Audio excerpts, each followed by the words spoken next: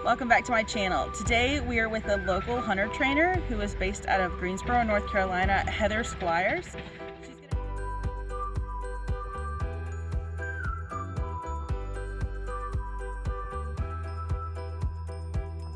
So what this channel is about is kind of opening everybody's eyes to breeds, the good and the bad of the breeds. Well, not necessarily the bad of the breeds, but I'm not going to highlight the bad of the breeds. Okay. I'm just going to highlight the good of everything. Like, we all are in it for the right reasons, right? Yeah. We're in it because we love the sport, we're in it because we love the horses, the breed, the division, whatever. Mm-hmm. So I want to kind of eliminate some of the stereotypes in hunters.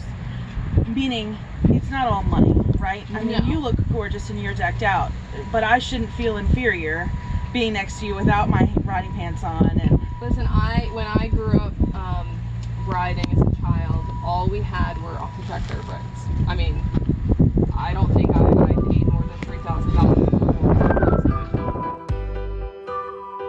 for. What got you into hunters? My trainer back in New York, Dan Decker, he was my mom's trainer. Took me in my first class, and that was just his passion, and I idolized him. And I still do, but that's just what he loved, so I kind of just went in that direction. And I think as I got older, I loved the perfection of it, so I probably would have been drawn to it anyway. What got you into judging? Really taking a break from riding and from teaching. I got knee surgeries and just wanted to do something new, and so I took almost 3 years off from teaching and riding completely, and I just completely dedicated myself to learner judging and traveling. So is it like the dressage program where we have the L, the learner, and then the smaller and the larger? Because I know you're a large R. I started off with my open horse show judge's license first. Okay, I've had that too, yeah. And then I got my NCHA judge's license. For North Carolina Hunter Association. Okay. And then I did the work to do my small R. Okay. And then I got my large R. Okay, very cool. I literally did all of that in probably 3 years. What will that allow you to judge? Everything, hunters, equitation, throughout the whole country, any ring. For the small R, like, I couldn't do any of the conformation or the model classes, so I was kind of limited to like one ring. So the conformation and the model classes are like in hand for us, or like halter classes for open show? Yes. After I had Leo, that's when I was like, okay, I really want to start back into riding again and teaching. Okay, after you had the baby. Yeah, because I actually got granted my large R card while I was still pregnant. I had not been riding and teaching for a few years, and so I started riding again, and I could only ride and teach on my husband's days off, which changed each week, or because he works for the post office. So we had 2 days each week that would change, and then I would ride in the evenings when he would come through the door. I'd be like, okay, bye, and I would head out. I mean, that was the only times that I could do it, and I probably missed out on some family time because of it. I think when you're truly dedicated to the sport, I would spend $80 on a babysitter for the day to go to a horse show and make 100. You know what I mean? So I come out with $20 at the end of the day. But yeah, hardworking, won't give up, and that I don't have to hear any excuses from. Do you want all of your people to show? Oh, I don't care. You don't care? Mm-mm.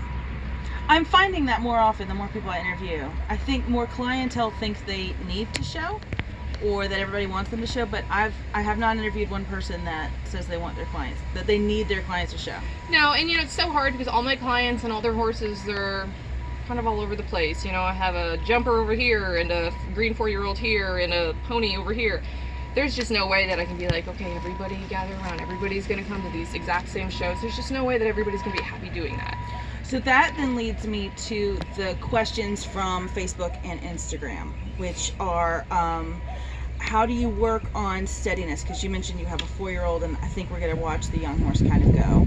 Yes, he's 4. I have two 4-year-olds that I'm working with. So the 4-year-old today, it just doesn't know where to put his feet. He's really big. I don't think he knows. He's not very confident when it comes to poles and exercises and jumping. So he is a little unsure where to put his feet and how to do things like that.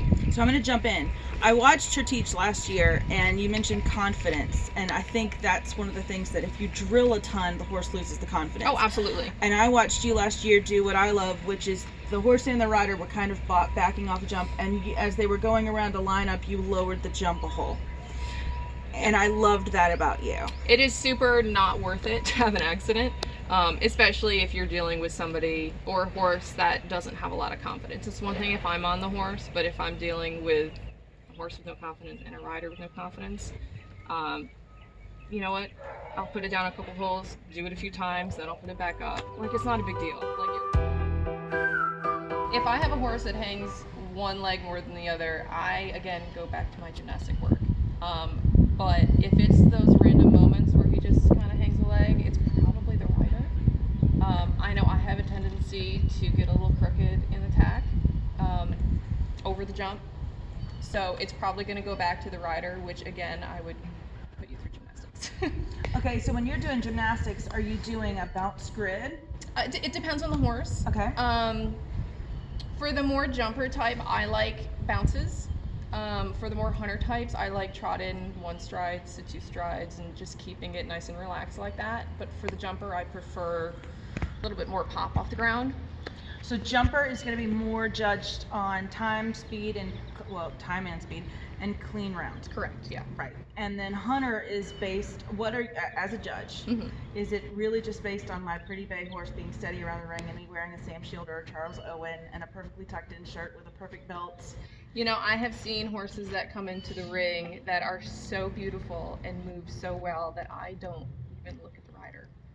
And the horse just goes around, and I usually just put my pen down, and I don't have to mark any of the jumps because he hits every single one perfect, and I just sit there and enjoy it, and I don't watch the rider. Now, when she says mark the jumps, you score. I score at the end of the trip, yeah. At the end of the trip, you're not doing per jump? No. Okay. I do a symbol for each jump, you know, whether he chipped in or jumped flat or swapped his lead at the base. So I'll just put my pen down because I'm like, I already know this horse is going to show me 8 beautiful jumps. Do you not get a scribe? I don't get a scribe. You don't get a scribe. Even at the big shows, no Even scribe. at the big Even shows. at the big shows. I will have 5 or 6 cards open at once. So the in-gate person says, you know, first hunter round. Okay, so I go to my first hunter round, or sometimes they don't, so I also have to know 6 courses. So whatever jump they go to first, I'm like, okay, yeah, they're doing their EC trip.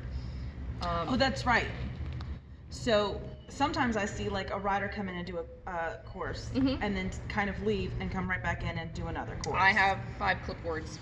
Okay, open so it. both of us are judges. Legally, we're allowed to speak to the competitor after they're finished judging. Yes. After we're finished judging, after they're finished showing. Yes.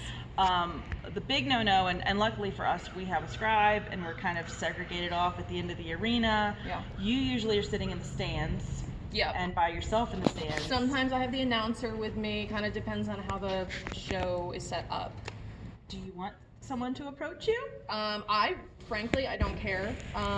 As long as there's not a horse in the ring, or if they're dragging the ring or resetting jumps or something and I have a free moment, I don't care, but I know at the larger USCF rated shows, you have to ask for permission and you have to wait till the end of the day. And I'm perfectly fine with telling you why I placed you or didn't place you, but yeah, you have to wait till the end of the day. But the local shows, I mean, as long as there's nobody in the ring, I mean, I'll show you my cards. So I'm a backyard hunter. I feel inferior. I don't have your outfit. I have some consignment shop outfit. My horse is super cute, but he's got a thicker coat. Yeah. Am I going to be judged down going to a hunter show? Depends on what show. Okay, there we go. If we're at the local shows, probably not. Okay. But Local C shows. Huh? Local C shows. Local C shows. You're hauling in your tie into a trailer. Probably not. If you give me clean lead changes, or even if you have to trot for changes, as long as they're still clean, you trot, you pick up your lead before the corner, and you go to your next jump. I mean, I'm still going to judge you for trotting. So your local C show, you're judging form mainly. Correct. Okay. And then we're moving up to an A show. A show where I'm going to start judging your appearance a little bit more, but that doesn't mean you need to have the most expensive outfit.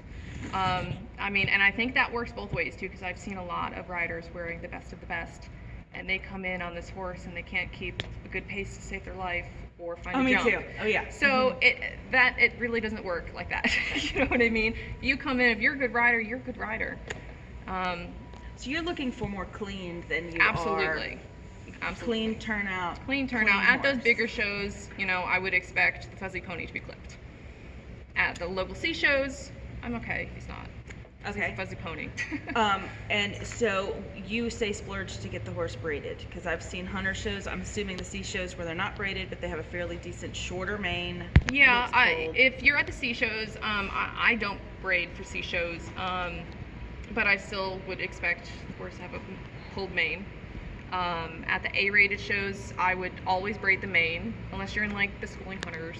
Schooling shows. The schooling classes. The schooling classes. Okay. You know, where a lot of professionals just ride these horses for the amateurs that are going to show them on the weekend.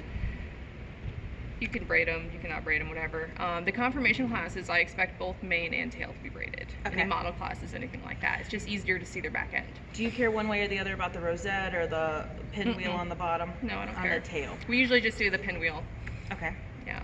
All right. And so there is a division with a shad belly, and I believe it is the Derby, Yeah. and it's a late night class. It can run the first thing in the morning too. It kind of just depends on the show. Okay. What is the Derby looking for?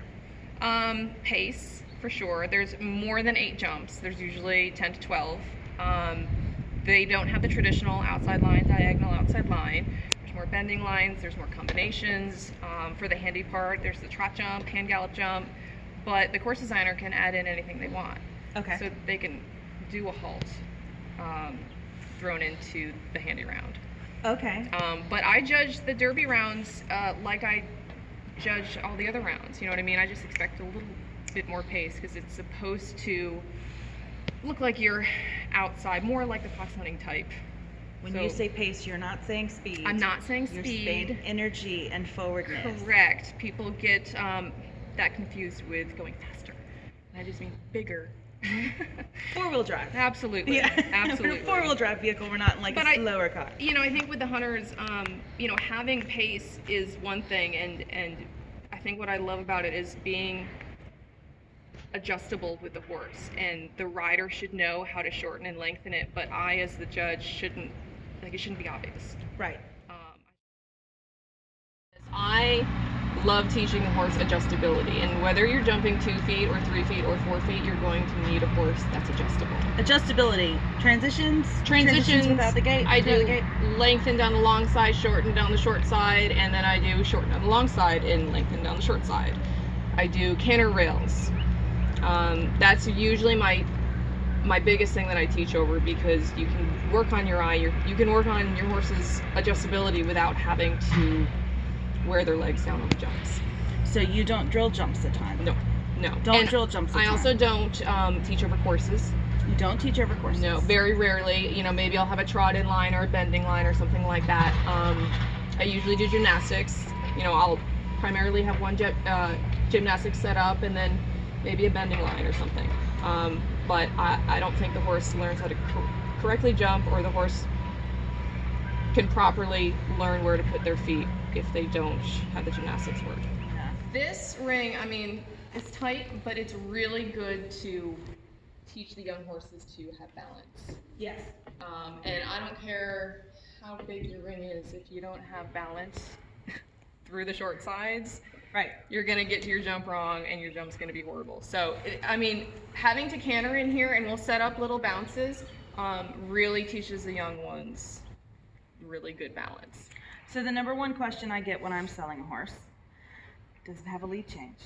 Mm-hmm. How important is that? Because I've seen, I mean, I know there's various levels. Yeah, I mean, if I'm at the bigger shows, I expect your horses. horses. Yeah, I expect your horses to come in and have a lead change. At the local shows, Clean lead change? yes, clean lead Clean change. lead change, meaning You should. the feet move simultaneously together. You know, I'll even take maybe the back is a couple strides late, but you're always going to see that. But at the local one-day shows, I know maybe 10% of them are going to have lead changes. But if they trot, pick up the correct lead before the turn, I love you.